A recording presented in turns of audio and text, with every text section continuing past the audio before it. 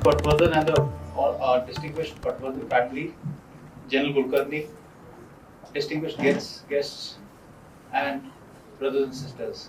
I feel humbled to stand in front of you to give this particular lecture. And I was just reminded that the combined experience over here would be more than 3,000 years. Combined experience, Mera or Aapka, will be more than 3,000 years. So we will use this experience to go through this particular journey of 1 hour and make the best use of it. And that experience can only come in through once we ask questions. At the end, I expect some questions from you in which I will try to answer them. My biodata has been read. I have had this experience of being abroad twice, once in Sudan, which is a country in Africa, and the second time in Iran under the present times. I was there until about 4 months back. So in the next 50 minutes, I'll give you this particular topic. I'll speak about this particular topic of Iran, the Middle East conundrum and its role in the world affairs with specific reference to India. This I've done because I was expecting students as to how it is affecting us. Iran is 1,900 kilometers away from our boundary. How is it affecting us? So therefore, that is what I was looking at. So right now, going and I've used some PowerPoint slides to make it more user friendly and for all of us to be on a better kind of an interaction. So I have divided my presentation in the following 4 parts. I will give you an overview, then the political construct, because everything is political in nature. The political construct of the events which are happening over there, as well as the political constructs of what is supposed to happen in the future, economic and security situation, followed by prognosis as to how it is going to affect India in the future. So moving directly to the first one, that is overview. I will just take your this thing that this particular region is a very important region for a number of reasons. Now, what are these reasons? I will just explain it to you. So, if you see on the left-hand side, the background, it's a resource-rich region, which has got its own unique challenges. It's also traditional Shia-Sunni battlefield area. Background is Shia-Sunni. US interests are intact in this area. Total Middle East, when I'm talking about Middle East, there are 32 US bases which are still alive and kicking over here. Though US is pivoted towards China and also towards Ukraine, but 32 bases are alive over here. And if it wants a surge capacity, and whenever it wants a surge capacity, these bases will be resuscitated, as we are seeing right now. So therefore, what is happening is that there is a geopolitical churn which is happening in this particular area, which is as shown over here. The evolving situation, ladies and gentlemen, we already know the Israel, Hamas, Hezbollah is happening. I will talk about it in the later part of my presentation. Iran, Saudi rapprochement is happening, but there are Chinese footprints. China is our enemy. Is our biggest enemy in terms of military, in terms of geopolitics, in terms of economy, in terms of growth. So therefore, the Chinese footprints are seen over here. Gulf, GCC countries, the dynamics, they have taken calibrated steps. Now, what are these? Saudi, UAE, there are downturn of events. How? I will explain later. Similarly, Oman, being a central country in this particular area, is central to the peace initiatives. Traditionally, it has been like that. Situation is stable but volatile in Afghanistan, Iraq, and Syria. And what are the implications to India? Is given on the view foil. We have maintained friendly relations with everyone in this particular area, in this particular region. That is what I used to tell people in Iran, that I am your biggest friend because I speak to everyone. I speak to Saudi Arabia, I speak to Israel, and I speak to you also. So therefore, I am your biggest friend. Whatever you have, you please tell me. I will convey to them, and whatever they have, I will convey to you. That's how we are maintaining our relations at all verticals: military, defense, and economic in this region. Similarly, India and in this region has got common goals of regional peace and security for the region and by the region. We are very clear that the regional security cannot be given by any extra regional forces except for the countries which are of that particular region, because that goes for our national interest also. We would not like anybody coming from outside and dictating what we are doing in Jammu and Kashmir or Northeast for that matter. So therefore, therein our interest lies with these countries. Economic interest is a new paradigm in multilateral partnership, and this is what we are propagating. This is and this will be the future, because right now we want to, from the 5th largest economy, we want to be the 3rd largest economy in the world, for which we require economic interests to be maintained. Similarly, we've got a large diaspora, which is both an opportunity and a challenge.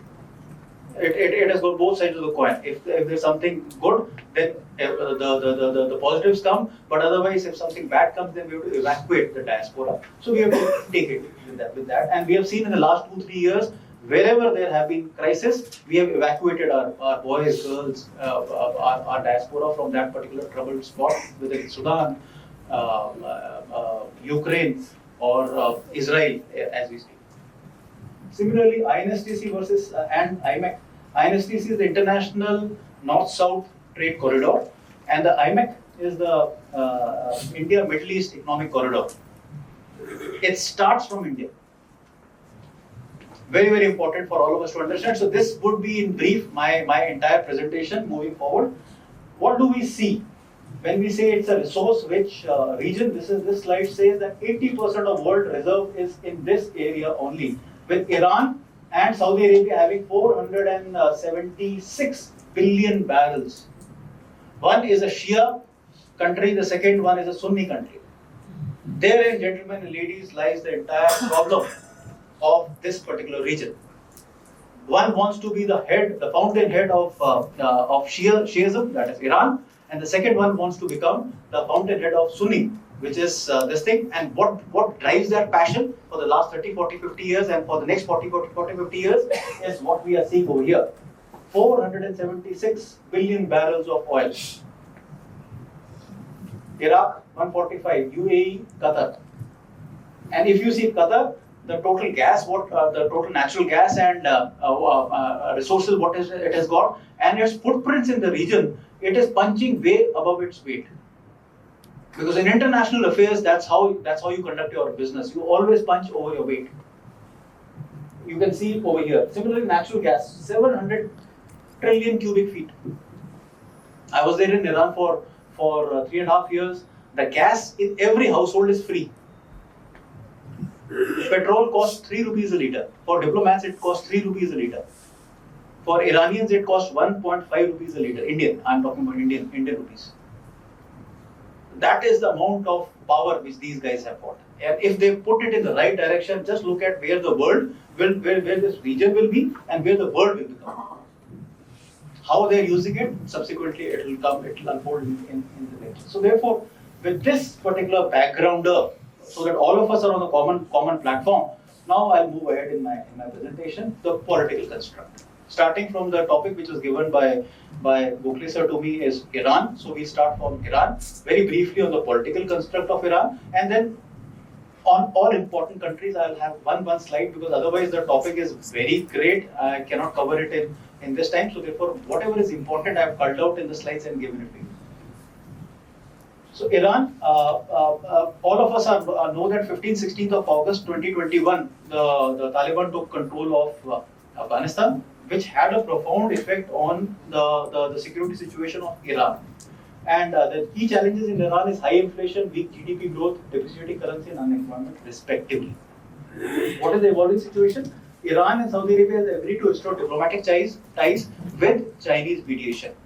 So therefore, Chinese footprints in the region are absolutely important for us to keep an view of. Similarly, Iran also reopens its embassy in Saudi Arabia. This is on 6 June 2023, about 4 months back. Today, 4 months back, 5 months back, about 5 months back.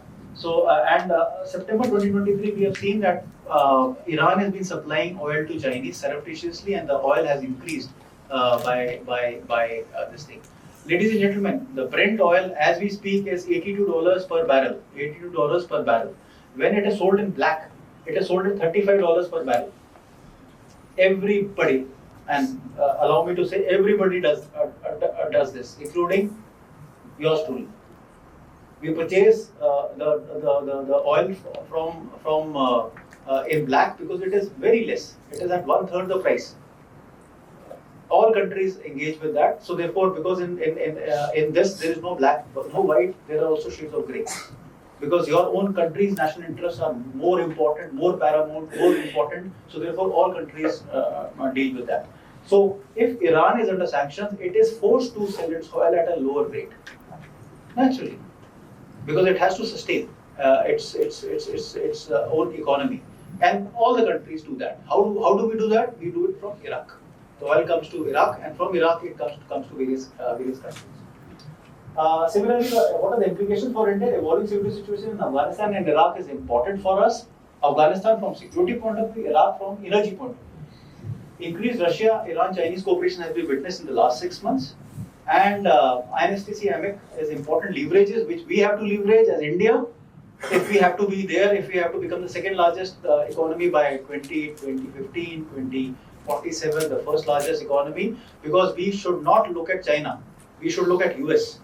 If we need to have this thing, we are already the most populous country in the world. And what is our advantages? Who are sitting behind in this thing? The youth dividend, what we have got. The guys who are from 20 to 45. This is the youth dividend what we are looking at. This is what will make us into that particular path in the times to come. For which for which everybody is astonished by our progress. So in Iran, the governance structure is the supreme leader, the Rahabar. He's known as Rahabar, and he is the supreme, in which various establishments are there. On the yellow is what is elected, and in the white is what is appointed. Irrespective of what is elected and appointed, everybody comes through the pleasure of the supreme leader. He is really supreme. He controls everything. He was selected in 1989. From 1989 till today, 2023, he has not stepped his foot outside Iran. He has kept 3 important verticals with him: defense, home, and foreign. 3 important things which are totally under him. So look at the policy formulation by this man, that he keeps these 3 important verticals with him, and the repository of knowledge which he has got to take the country forward. And in order for him to make his job easier, all these guys assist him. There's a guardian council, there's an expediency council, there's an assembly of experts, 12-member, 6-member, 12-member, 31-member. Similarly, he's got a president, which have got 19 ministers and 290 members of the Majlis, which is parliament. So all these are elected after 4 years. Governments will come, governments will go. The old man still remains the same. Understand that. And he is the repository of this particular knowledge. The second most powerful man in the country is the president. Mr. Ibrahim Raisi has been the president since 5th August 2021. Conservative hardliner, and sanctioned by the US. And he's been custodian of the Bunyad-e-Mustafin. It's a very important NGO which believes in reconstruction activities. Because in construction and reconstruction, the money gets rotated. From 2016 till 19, he's been the head of judiciary also, and propagates look east policy in which India figures as a friend. Mr. Jaishankar met with Mr. Raisi when he was elected. This was on 3rd of August, and presented India Prime Minister's letter to him before he got elected, and aspires to be the next supreme leader. When he kicks the bucket, he aspires to be the next supreme leader. Now we come to how it propagates is its vision or to hard power on ground. It has got well-established military infrastructure, and there are 2 infrastructure. One is the regular army, and the second is the Islamic Republic Guard Corps, which is known as SIPA. So how it propagates is that it has got these two branches. These are basically for internal as well as taking the war outside the country. So if you see the Al-Quds, he is the guy who is responsible for whatever Hezbollah is doing. The rockets which are being fired, the training, the advisors, as well as the money comes from this particular gentleman. And General Hassan Salami and General Ismail Khani directly report to the Supreme Leader. These are the guys who take the war. The Sepah is the guy who take the war to Iraq, to Syria, to Lebanon, and to Palestine, that is Gaza Strip also. How it is orchestrated, I will come to when the slide comes. So what are the important countries in the Middle East? As shown in the view foil, Iraq, over here, Syria, Turkey, Israel, we'll talk about Israel also, Saudi Arabia, Qatar, UAE and Oman. This is the entire Middle East, and how it is propagated. I will just very briefly touch on each one of them and then give you my prognosis as to what will happen in the next 4 months, 5 months, 6 months, and then we can have an interactive session. So moving towards Iraq. It's a strategic location. Now look at the dichotomy, what I put. It is the third largest exporter of oil, but has got a fragile oil dependent economy, because after the US invaded this country in 2003, the security paradigm is shifted. The tribal loyalties have come up. Mark my words, the tribal loyalties have come up. It is politically unstable. It is a Shia majority state, but Sunni political leadership is there. That is the dichotomy of this particular country. Internal turmoil has got security challenges. PMF, Popular Mobilization Forces, and other militias are because these guys are Sunnis. They are leveraged by Iran. They've got main battle tanks, drones, artillery guns, UAVs, and you can say you can start naming the things. Leveraged by Iran. And PM has blocked the oil tankers which are crossing into Jordan. From Jordan, they were crossing into Israel. So Iraqi oil, which was supposed to go into Israel, has been blocked as of now. So they are finding ways and means to that. Bilateral relations of Iraq with India and Pakistan. India, there is a total of 23 billion. Why 23 billion? Because we are purchasing oil from Iraq. Only oil. Because all our refineries on the west coast, Adani, Ambani, all are dependent on the heavy crude grade of high sulfur which comes from this region, and they have not stopped. So therefore, you can well guess as to where this particular fuel has come from. And with Pakistan, it's very minimal. Iraq reforms full solidarity with Palestine and Gaza. So its stand is very, very clear that it is on the side of Palestine and Gaza. And the Indian diaspora is about 20,000, basically workers in the oil fields, as well as the IT guys who are basically over there. The money is good, and that is how it is. Otherwise, the security situation is not very conducive for students or for any one of us to go and live over there. Syria. Assistance in Syria is largely stabilized as we speak. Assistance from Iran and Russia in the reconstruction activities is taking place. As a result, President Bashar al-Assad is consolidating his power. The kinetic war is generally finished. 2017-18 it got finished. Reopening of embassies. Whenever the embassies get reopened, Oman, Saudi Arabia, Tunisia, that means the normalcy or the near normalcy is coming in this thing. It has also got reintegrated in the Arab League. 2011 it was thrown out of Arab League. Now in May 2023 it was reintegrated into the Arab League. It had the US tacit support for the regional pivot. For this particular regional pivot, the US tacit support was there. However, US fighter aircrafts have targeted ammunition depots in Syria on 20th October, about 8 days back, because of attacks on the US bases. Indian diaspora is about 2,000, and there was an earthquake when I was in Iran on 8th of February, and all the we had given a large amount of aid to Turkey as well as to Syria during that particular operation. Syria considers Israel as an arch enemy, and Hezbollah, it has got centuries as well as arms supplier.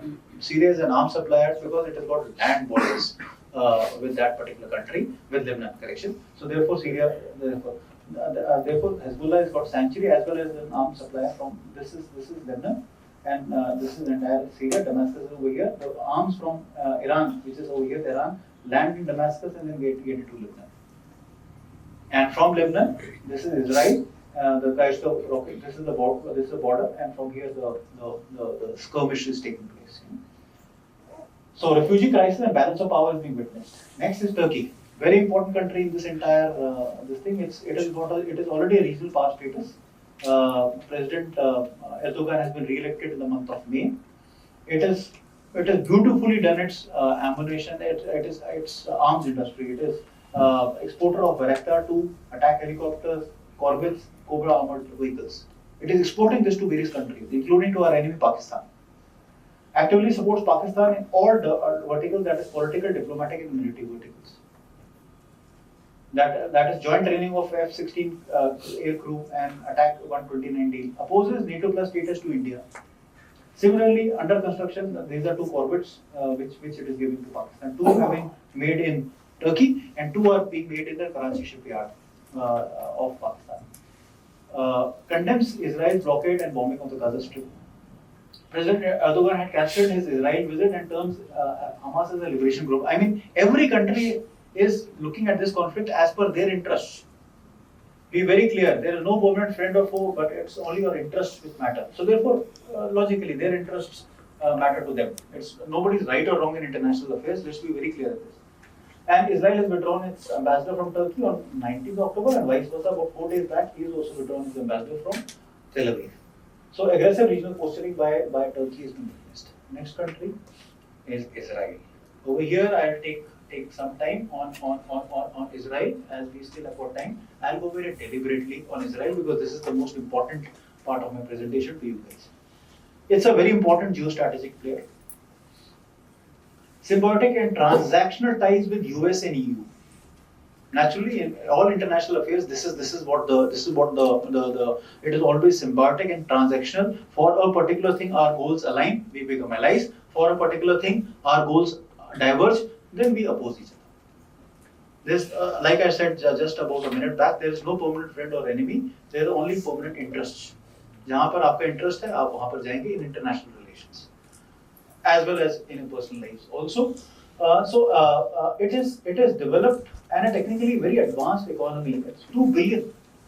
When I was doing research on this, how are they surviving? Small countries, smaller than 10 Maharashtras can come in this country of Israel, but still it has got 2 billion economy, basically on IT as well as security. This thing of clean energy. IT is basically your software which you use to snoop onto your mobiles, the extraction devices. So it is making and using it, and all agencies are using Israeli softwares. I'll keep it at that. It's an ally of India. It's the second largest supplier of military hardware. Despite advanced military infrastructure, Hamas terror attack took place on 7th October, exactly a month back from today. It took place. It was taking place as we speak, about a month back, and it is an important pivot in West Asia growth. Now, ladies and gentlemen, in the armed forces, what we are taught is that an obstacle has to be covered by observation and fire. It is very important paradigm in our training. And if you do not, there's a basic teaching when you go into the academy. You are taught this. An obstacle, if it is not covered by observation and fire, it is not an obstacle. It can be breached. Maybe the same thing has happened over here. You become so technically disinclined that you will get early information, and that you do not cover your obstacle with observation and fire, then it gets breached. It's a basic tenet. I'm not talking about any rocket science. This is what we are taught in the first few days in the academy. Indian diaspora is about 18,000. It is aggressive offensive defense strategy, and border issues are there. All this military hardware they are giving to India. Okay, foundation. Just one slide of its tumultuous history. It has got its independence almost on the same time when we had got our independence. 1948 it got its independence, but and that was after the Palestine mandate. The British mandate on Palestinian territories, free territories, that is what they called at that particular point in time, was finishing. And once the British were leaving, that's when all the Arab countries thought that they will invade and take this particular country, and because it was the weakest at that particular point in time, so they invaded. This war continued for 9 months, some days, as shown in the view file. However, a stalemate was achieved. it got 3 times more territory than what was originally earmarked for it. The Arab League, it lost during this particular war. The second war was the second 6-day war, as can be seen, 6 days, 5th to 10th June 1967. The Egyptians stopped the Suez Canal for Israeli tankers. So therefore, again, this 6-year war started. Again, the Arabs, the joint Arab armies, lost 3 times more the territory. And then finally, 50 years back, on 6th October till 25th October, this Yom Kippur War was fought.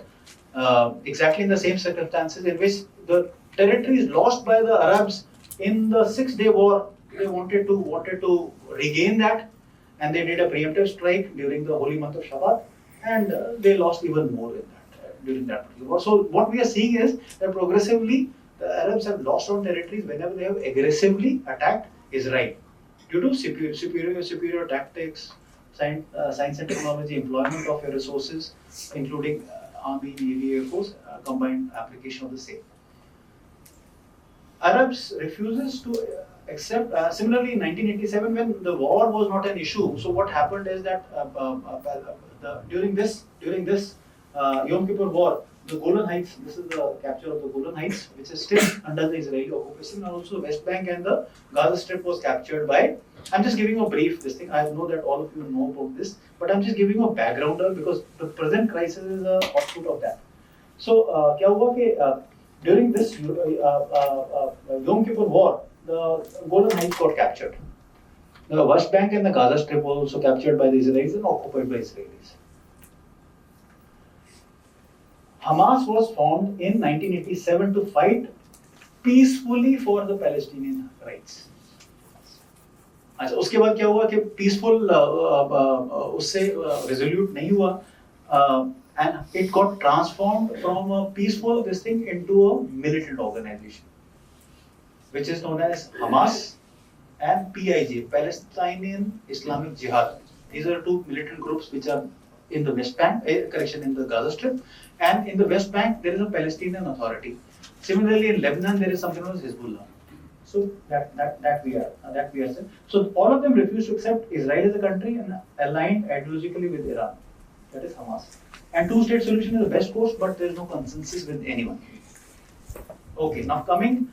So I was talking to you over here that Hamas was formed to fight peacefully for the Palestinian rights. So then what it started? First Intifada, throwing of stones against Israeli defense forces. So throwing of stones, it was the first Intifada.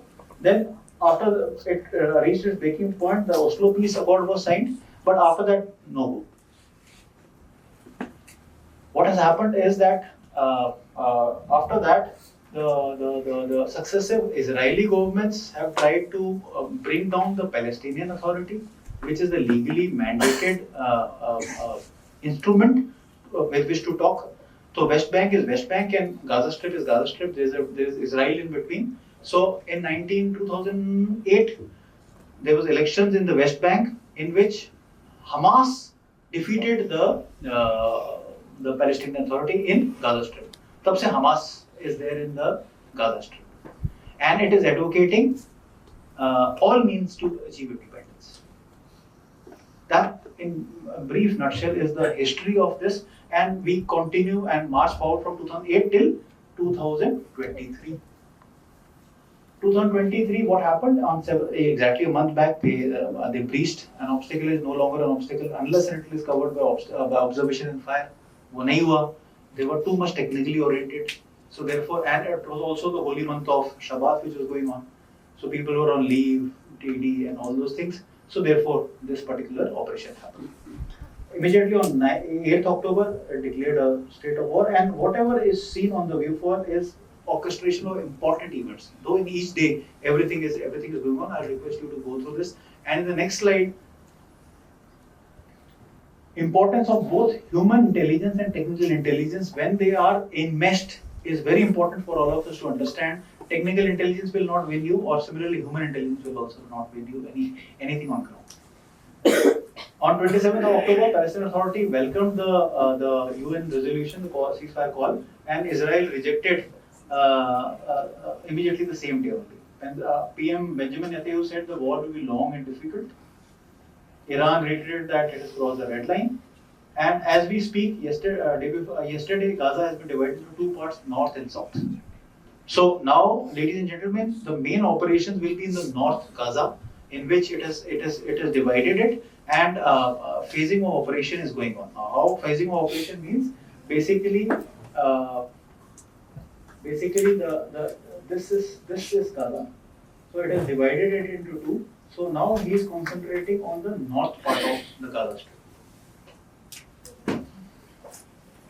Fighting in a built-up area is the most difficult thing which the US has seen in Iraq, and we have witnessed in 1971 war. Any built-up area, whenever you go into a built-up area, the attacker and the defender has got equal amount of chances to get killed or be killed. So the moment you enter into a built-up area, your tactics, when you are certainly superior, become from mechanized operation to an infantry operations. Understand that? So therefore, that is why it has divided Gaza into half. So whatever is in the south, they are not letting the reinforcements coming into the north Gaza. I am talking about Israeli defense forces. So what is the prognosis? Conflict has entered the destructive phase now. It wants to raise North Gaza, or that is the aim. Aim is to militarily crush Hamas in the Gaza Strip. That's the aim. Near-term de-escalation is not in sight because both the parties to the conflict are not willing, as of now, to listen to anything. Both of them, Israelis are also fighting, Hamas is also firing rockets and that particular thing. Of course, through support of all other Muslim countries. Let's be very clear over here. Polarization has been witnessed in world and regional politics. You can see because interest of each country is different over here. And slowly, even the liberated Muslim countries will start asking for a ceasefire because nobody wants to see ordinary civilians dying. Combatants, no problems. But Hamas also upped the ante. It killed normal civilians. It killed people. It killed 2-month-old babies. Which in a warfare you separate the civilians from the combatants and fight with the combatants as whenever the time comes. But you do not go against old men, against infirm children, against your pets, against babies, against you. And so many videos are there. I will leave it at that. So again and again, UN and its relevance has been challenged outrightly, which we need to strengthen because UN is an organization which has stayed through the stands of time. India has got great regard for UN, and we always believe in the United Nations. Casualties: 9,500 Palestinian, Israelis 1,400 and counting as we speak. Arab countries' support for the Palestinian cause has increased, and US unipolar authority in the region has been challenged by Russia and China, as was brought to you earlier also. This is as we speak. Tomorrow it might change.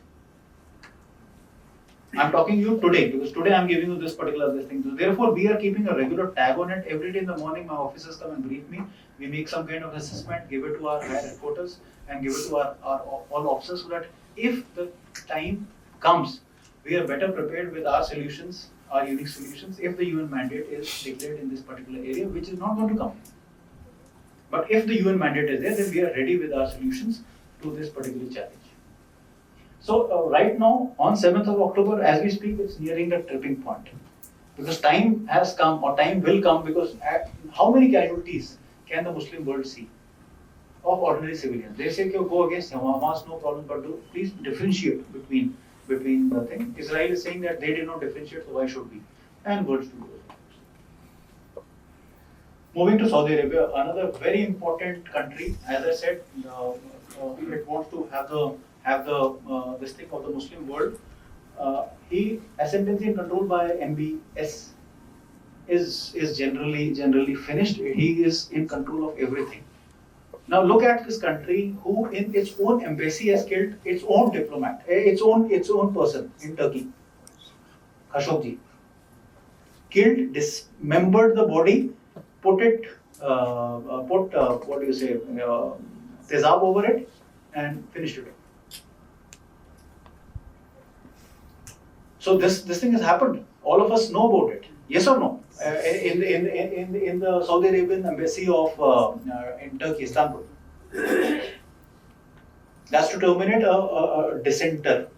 So all of us are very lucky that we are born in India, wherein we can say anything and get away with it. I'm telling you, the freedom what our boys and girls which are over here, you can only experience it once you go outside. I'm telling you. The freedom with what the government has given us in expressing ourselves, in conducting our day-to-day this thing, you can marry anyone. You can do business with anyone. You can say anything against the government, against the sitting prime minister. Damn it. That's the importance of democracy, which you understand once you go. And all of you will go. So therefore, recalibration of relations with Iran and China, readjustment of its relations with USA and EU, particularly after Biden is coming. Before that, Trump was there. Biden, so therefore there is a recalibration. Aspires an early and graceful exit from Yemen. Is personality driven, and it is stemming US efforts to normalize ties with Israel. You can see this handshake. So that is where it is. Indian diaspora, just look at it, 41 lakhs. Ladies and gentlemen, per quarter from the Middle East, from the southern Persian Gulf, $10 billion is repatriated back to India. 10 billion. In a year, $40 billion is coming in. That is the power of our diaspora. So when I said this opportunity and challenge, this is what it is. This is exactly what it is. So diversification of economy is a key imperative. Qatar, a very small country, but again punching over its weight. It is the third largest gas reserve. 50% of India's requirements come from Qatar of LNG. It's diversifying its economy and national infrastructure projects in which Indian companies are investing big time. Resilient diplomatic player. Remember this, Taliban office first time came in 2013 in Qatar. The entire Taliban dialogue happened in Qatar. Hamas, Hassan Nasrallah, Ismail Haniya of Hamas stays in Qatar. Stays in Qatar. So therefore it is a resilient diplomatic player. This I've already talked about. It is influential pan-Arabic and pan-international TV network, Al Jazeera, Qatar Airways. Whenever you travel to Middle East, there are two important airlines you travel on, the Qatar Airways or the Etihad. Best airlines. So whenever you travel in one, the same kind of facilities and everything is available in the second one. They're competing with each other. One is from UAE, the second one is in Qatar. But however, there have been downturn of events. 26th of October, 8 Indian naval veterans have been handed a death sentence, in which the EM has met with the families and promised all government this thing. These are not charges which are not in the open domain, and we'll keep it at that. And it has assumed a mediator role and a sanctuary provider. Indian diaspora 7.5 lakhs. One of the important countries in the last 3 years, it has transformed itself big time. UAE, firm controlled by MBZ. Financial capital of the Middle East, I would say almost the entire world that side, because the second financial capital is Hong Kong, and the third one is the Singapore, because यहाँ पर ही all the crypto trade and the digital trade goes on. First Muslim country to re-articulate business environment. All Muslim countries, including Iran and Pakistan, has got Friday as a holiday. Okay, Friday and Saturday as a holiday. This is the first country which has made the business as Monday to Friday, Saturday, Sunday as holiday, to be with the Christian calendar. Because the world moves on the Christian calendar, including us. So what happens is that if you got Friday and Saturday holiday, you miss out on 3 days. Because Friday, Saturday to hai, so Saturday, Sunday when the world is having holiday, you are working. So it is the first country last year, somewhere in the month of June, July, it had said, okay, we will work from Monday till Friday and Saturday, Sunday will be a holiday. So it has done that. Large expatriate community including 35 lakh Indian diaspora. Strategic grouping, West Asia grouping and Abraham Accord. UAE calls Hamas attack a serious grave escalation. Now I've just put all these things because each country is describing this particular crisis in its own interests. And moving on to Oman, one of the most beautiful countries, all of us, or whenever you've got a chance to visit this country, please go and visit it. Occupies the strategic Gulf of Hormuz, traditionally an ally of the Middle East countries, track to diplomacy. He's the president of Oman. We've got about 8 lakh people over there. And Oman has donated 1 billion and counting towards the Gaza relief efforts. Pragmatism coupled with astute diplomacy. So the track to diplomatic efforts always goes through Oman. It is also like India, good relations with everyone, including Israel. That is how it is conducting its business. Now moving to the economic and security situation. So I have given you the overall political construct, the stances of each and every country with respect to the current Israel-Hamas conflict, how and what they will do in the times to come. Now I'll just briefly touch upon the economic and security situation. The I2U2, it's also known as the West Asian Quad. It is a grouping of India, Israel, UAE and US. India, UAE, Israel and US.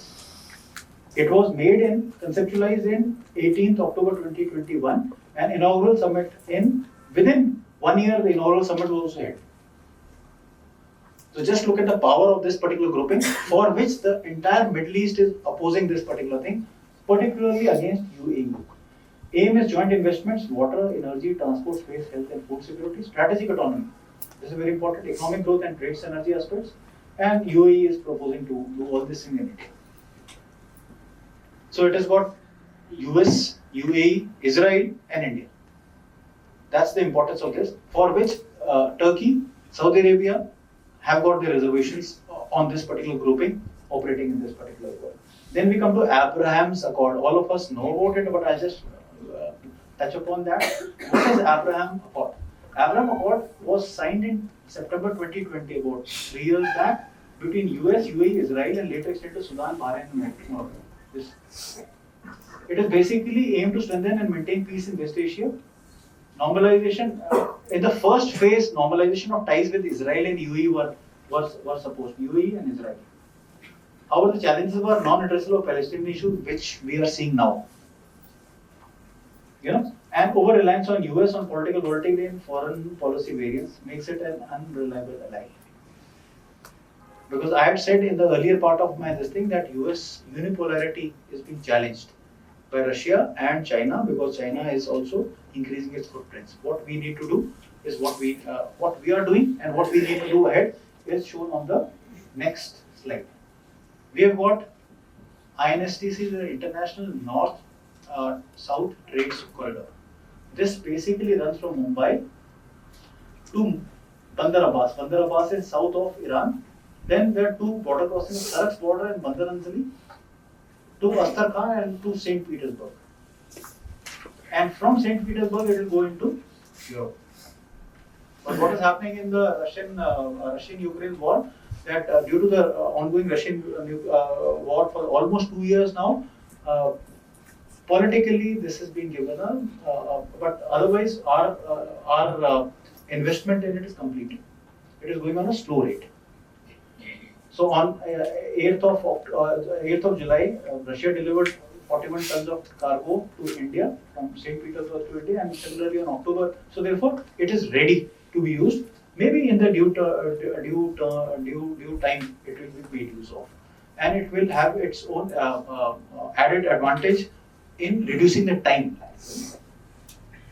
Similarly, the IMEC, India, Middle East, Europe Economic Corridor. So it starts from Mumbai to Jebel Ali. Jebel Ali is in Dubai, is in UAE, and then to Harak, and then to Haifa. Now, Haifa is actually in Israel. From Israel, it goes to the southern, that is to Athens, that is Greece, and from Greece it goes to Europe. This is what was thought, and this is what we are doing silently, quietly, to pursue our national interests. So, potential to counter China's Belt and Road Initiative, counterbalance China's economic and political influence in the region, promote connectivity, strategic engagement in the Arabian Peninsula, and it has got a better transit time to Europe, 40% faster than the exclusive. Better economic connectivity, exploiting the Indian diaspora, you name it, everything is there. Except for this conflict, it is the Honorable EM has said that this conflict has not dimmed anything. It's too early to say. It is our own interest. So we will see that conflict is going to finish in the times to come, and then again start rebuilding on the process. So this is where we are. This is what we are doing, and this is how we will progress in the next 2 to 3 to 4 to 5 years henceforth. A significant geopolitical and economic initiative. So what is the prognosis? Very important slide. And after that, I am open to question answers. What do we as India need to gain from this volatile part of the world? It has got traditional Shia-Sunni divide. Democracy is not existent. It requires a very strong central authority. Autocratic kind of a rule is there. Hamara क्या इसके अंदर है? What is there is shown on in the next slide. So Shia-Sunni divide is historical and runs in the psyche.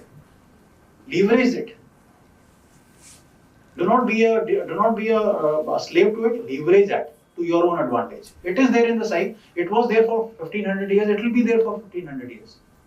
I am not saying anything against any religion, but we need to look at our own interests and take it ahead like that. It's a complex, fluid, and evolving situation which we should talk more about, understand their point of view, and move ahead wherever our interests coexist and co-align. This entire region is aligning with the interests of China. Footprints of China is seen in this particular violent, complex, unambiguous region. Region requires a very strong central authority vis-a-vis democracy. Democracy for India is very good. This is what we are born from.